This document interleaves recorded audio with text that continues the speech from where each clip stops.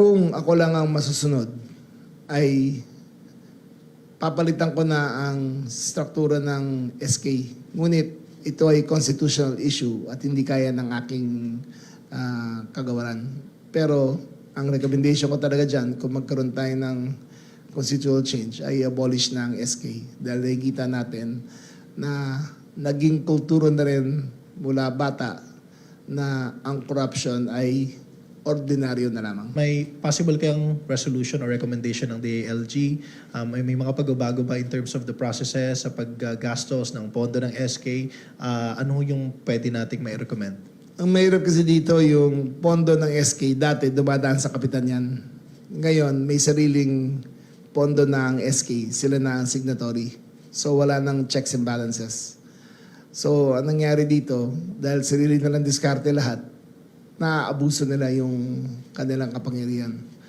So nakita nyo, maliit na barangay, mayaman na barangay. Mas nakakahiya pa nga ito eh. Mayaman na barangay, sila pa ang nagnanakaw. Sila pa ang umaabuso ng kanilang kapangyarihan.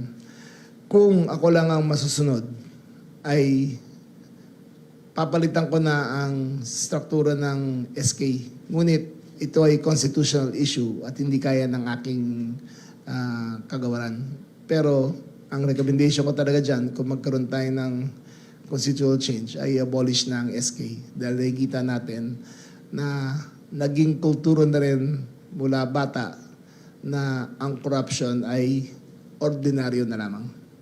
It's like you're pushing for abolition talaga ng SK na. If there is a constitutional method of changing it, then I would push for the abolition of the SK. So parang nagiging breeding ground, parang training ground na sir ng corruption. Kasi basic unit na to tapos... Tama.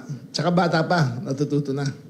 Pero hindi lang yan Ang SK, after the first year, sa buong Pilipinas, 50% attrition rate. 50% hindi na napasok. So, mag-a-appoint na lang ng OIC. Kasi nag-aasawa, nagkatrabaho, nag-aaral, hindi na kaya gampanan na kanilang kapangyarihan. So, ang recommendation ko ay village council na lang ang mag-a-appoint kung sino mag-a-handle ng youth affairs kaysa mag-e-election pa. Nangyayari sa kanila kasi yung election ay nagiging parang tsapa nila na hindi sila pwede magkamali. Na kahit anong gawin nila, tama pa rin.